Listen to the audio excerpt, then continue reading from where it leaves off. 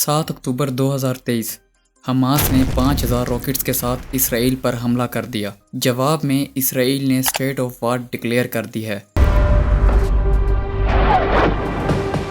כוחות חמאס פלשו הבוקר לשטח ישראל בבוקרו של יום חג ורצחו אזרחים תמימים, ילדים.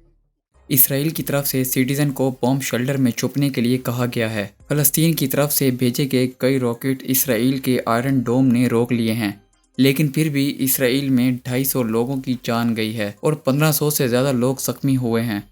آخر کیوں ہے فلسطین اور اسرائیل کے درمیان میں یہ وار؟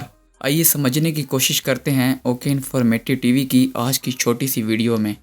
ناظرین، یہ بات ہے 1914 کی، جب ورلڈ وار 1 شروع ہوئی تھی۔ اس سے پہلے فلسطین پر سلطنت عثمانیہ کی حکومت تھی۔ اس وقت فلسطین میں تقریباً 85% مسلم رہتے تھے اور باقی 5% یہودی اور 10% دوسرے ریلیجس کے لوگ رہتے تھے۔ کل ملا کر بات کی جائے تو یہ وہ وقت تھا جب پورے فلسطین میں سارے مذہب ایک ساتھ رہتے تھے۔ اس کے بعد یعنی 1914 میں ورلڈ وار 1 سٹارٹ ہو گئی۔ 1918 میں ورلڈ وار تو ختم ہو گئی، لیکن اس کے بعد برطانیہ نے فلسطین کا کنٹرول سنبھال لیا۔ اس وقت فلسطین میں یہودیوں کی تعداد بڑھنا شروع ہو گئی۔ 1920 سے 1935 تک پورے فلسطین میں 3,20,000 یہودی برطانیہ سے آ کر بس چکے تھے۔ یہ سارے یہودی یورپ سے آ کر فلسطین میں رہنے لگے اور ان کا پلان تھا کہ یہودیوں کے لیے ایک علیحدہ اسٹیٹ بنائی جائے، اور ساتھ ہی ساتھ یہ لوگ فلسطین میں زمینیں خریدنا بھی شروع ہو گئے۔ یہ وہ زمینیں تھیں جن پر فلسطینی لوگ کام کرتے تھے۔ پھر 1936 میں فلسطینیوں نے برٹش کے خلاف جنگ کا اعلان کر دیا، لیکن بدقسمتی سے فلسطین کو ہار کا سامنا کرنا پڑا۔ پھر 1939 میں ورلڈ وار 2 سٹارٹ ہو گئی۔ اس جنگ میں یورپ میں یہودیوں کا قتل عام ہو رہا تھا اور یہودی لاکھوں کی تعداد میں یورپ سے فلسطین آ چکے تھے۔ آخرکار 1942 میں برطانیہ بھی فلسطین کو چھوڑ کر چلا گیا، لیکن اس وقت تک لاکھوں یہودی یورپ سے فلسطین آ کر رہنا شروع ہو چکے تھے۔ پھر 1947 میں یونائٹڈ نیشن نے فلسطین کو 2 حصوں میں ڈیوائیڈ کرنے کا فیصلہ کر دیا۔ پورے فلسطین کا 95% حصہ یورپ سے آئے یہودیوں کو دیا گیا اور باقی کا 45% حصہ فلسطینیوں کو دیا گیا، یعنی فلسطینیوں کو اپنی ہی زمین کا صرف 45% حصہ ہی ملا تھا۔ یونائٹڈ نیشن کا یہ فیصلہ فلسطینیوں کو پسند نہ آیا تو پورے فلسطین میں ایک بار پھر سے جنگ کا سما چھا گیا۔ آخرکار یہ فیصلہ کیا گیا کہ یروشلم جہاں مسجد اقصی ہے، یہ بالکل نیوٹرل جگہ ہوگی۔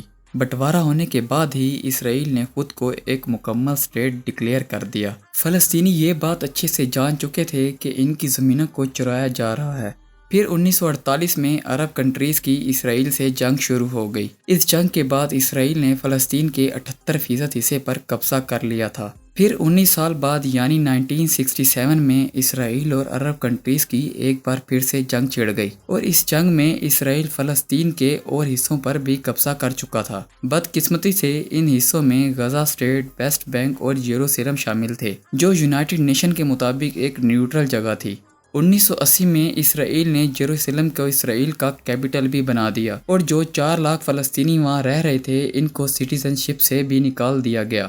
اب واپس آتے ہیں 7 اکتوبر کی صبح ہونے والے حملے کی طرف، جو کوئی چھوٹا موٹا حملہ نہیں تھا۔ البتہ اس سے پہلے بھی حماس سینکڑوں راکٹ برسا چکا ہے۔ یہاں آپ کو بتاتے چلیں کہ حماس فلسطین کی طرف سے آزادی کی خاطر لڑنے والی ایک تنظیم ہے۔ فلسطین کی آزادی کی خاطر لڑنے والی اس تنظیم نے 3000 راکٹ برسا کر اسرائیل کی آئرن ڈوم کو بیکار کر دیا ہے۔ اتنی زیادہ تعداد میں برسائے گئے ان راکٹ کو اسرائیلی آئرن ڈوم بھی ڈیٹیکٹ نہیں کر سکا، جس کی وجہ سے تمام کے تمام راکٹ اسرائیل کی شہری آبادی اور ملٹری چیک پوسٹوں پر جا گرے۔ اسرائیل میں راکٹ گرنے کے بعد فلسطینی اپنی آزادی کے لیے پیدل غزہ کی پٹی سے نکل کر اسرائیل میں داخل ہو چکے ہیں، اور آدھے دن کے اندر اندر اسرائیل کا ایک حصہ اپنے قبضے میں کر لیا ہے، اور کئی اسرائیلی ٹینکس بھی اپنے قبضے میں کر لیے ہیں۔ ناظرین، اب آنے والے دنوں میں یہ جنگ کس حد تک جا سکتی ہے، اس بات کا اندازہ لگانا بھی بے حد مشکل ہے۔ امید ہے آپ کو ہماری آج کی یہ ویڈیو بے حد پسند آئے گی۔ ویڈیو کو آخر تک دیکھنے کے لیے بے حد شکریہ۔ ملتے ہیں اگلی شاندار ویڈیو میں۔